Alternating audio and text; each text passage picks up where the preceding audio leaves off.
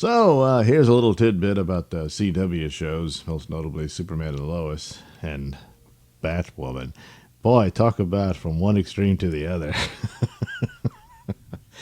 But it's not a news story. There was talk of there was going to be this crossover, and then it got scrapped. And so the go-to excuse is, of course, COVID. So is that true? 'Cause it's very convenient to use, and it's not entirely untrue. I think certainly it had something to do with it. I tend to believe that when it has something to do with the Superman shows, they only had 5 episodes ready to go, and they had to take a break there to catch up and finish the other ones. Which hurt the show. That's obvious in the ratings because it's a good show, but it has the label CW on it, and it took a hiatus and replaced it with Supergirl. Oh no. So anyway, yes, the plan was there was going to be this crossover. How long ago was this set up? I don't know. But a crossover between the Scarlet Knight, is that the nickname for Batwoman? And the Man of Steel, yeah. So he says, it's really strange how this all happened because originally Superman and Lois was going to do a crossover with Batwoman. And COVID really changed everything. Things dropped out that wouldn't normally have dropped out if not for the pandemic. Yeah. Helbing, who, yes, is the showrunner for The Flash as well, which is one of those things that, one of many things that gives me some concern about Superman and Lois. As good as it is now, how long can that last? Because The Flash was very good, and now it's not. Oh, God. And then people are leaving the show. Kavanaugh left, and Valdez, Cisco is leaving. And all that stuff. Boy, now, and you can see it in that show where it looks like, yes, COVID did impact it. I don't know how much better it would have been, but man, that last episode is it's just like they were just making stuff up on the fly. Just hurry up and wrap up this story arc and that one. It's just it did do something to it, so it's not like it's totally untrue here. But I have to wonder if they thought, look, the Batwoman show is really awful. It was awful to begin with, and now it's just really bizarre and all kinds of messed up. And he's like, yeah, let's just don't do that. But instead, no, it's all COVID. So as the episodes progressed, it got harder and harder to bring up any sort of crossover without opening a can of worms. So Superman and Lois probably feels more distant than we intended. Yeah. Well, right off the bat, there's certainly a distance in time because of the age of the two boys. At the end of Crisis on Infinite Earths and all that, as far as I could tell, it seemed intended the babies had just been born. And so, so it's a lot of years have passed since then. And I've only watched The Flash, so I don't know how things are going with Supergirl and all that as to how much that affected and what time zone they're in. Because with The Flash, it seems like it just picked up where they left off.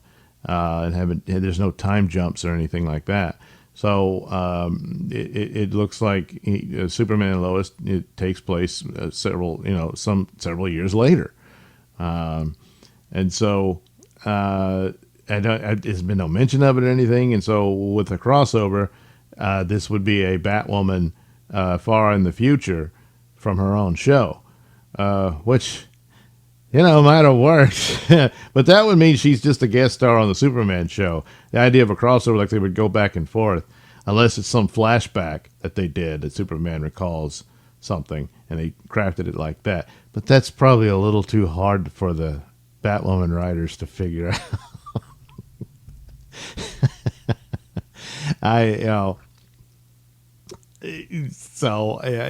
But it's just for the best that they didn't. Supergirl, you would expect to show up in there at some point. I imagine they probably would do that. They're wrapping up her show finally. which is that's what they should do with the Flash too. And it's just sad to see it. And I don't want to see what happened to the Flash happen to the Superman show, but it's more than likely at some point. You know, it's astounding that the state it's in now is even allowed on CW.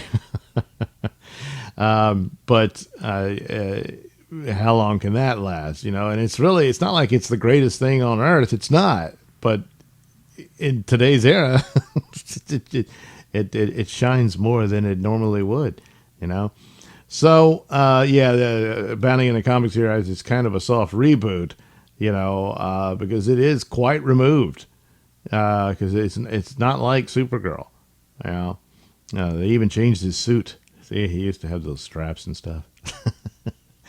But anyway, but it's not like it's another universe or anything, and all of that. And he says, no, that there will be another character, which is Dave Ramsey, who was John Diggle or John Stewart Diggle. Yeah, well, he's not going to be Green Lantern. Apparently, they just teased that, and they're just going to scrap it. Very stupid. Just cancel Batwoman and give him a Green Lantern show. That would be much better, But yeah, okay. So he's going to be directing episodes, and he's also going to reprise his character. And it will be of some interest to see, will they acknowledge that there's been this time jump, and like what's his character been doing? He did have a guest appearance on The Flash earlier on. No mention, no Green Lantern there, and now I think in an interview he said, "Oh yeah, they're not going to pursue that. Maybe his appearance on the Superman show, he revealed that he was offered the Green Lantern thing, and he turned it down. Yeah. But whatever. And of course, it goes on about the troubles of Batwoman. Apparently, there is a new actress playing Ruby Rose. She had her face redone to explain that and stuff like that. Whatever happened with Ruby Rose, no one really fesses up much, but she wasn't any good in the role. The show was terrible, and she probably, she probably thought, hey, I did a good job, but in her defense, the show was pretty bad. So she wanted out of it. Plus, she suffered a terrible accident on that show. She recovered, but another member of the crew was permanently paralyzed from another accident that happened. I mean, I don't know what the hell's going on there, and she got out, and they don't want anything to do with her. So the bridges are burnt between the two, and but I don't know.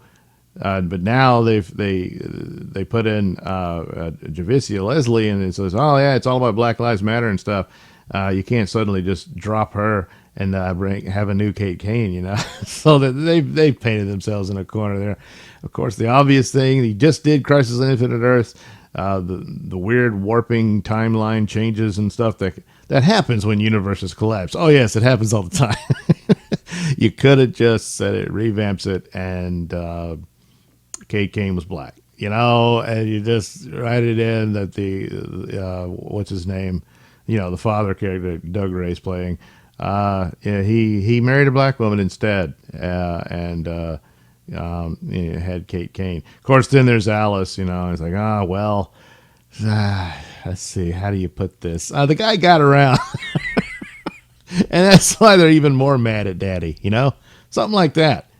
But again, they can't seem to figure things out on that show, So anyway, I'm sure COVID played some role, but ultimately I'm thinking, like, oh my God, we don't want to cross over with that show. It's so bad. And at this point, you don't want to cross over with any of them.